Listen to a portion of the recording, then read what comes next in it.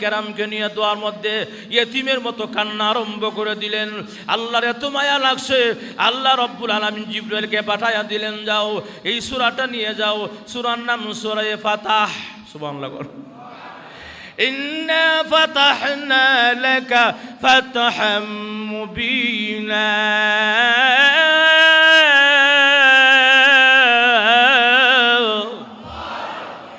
নবীজি নিঃসন্দেহে মক্কার বিজয় সুনিশ্চিত। জোরগণ সুবহানাল্লাহ।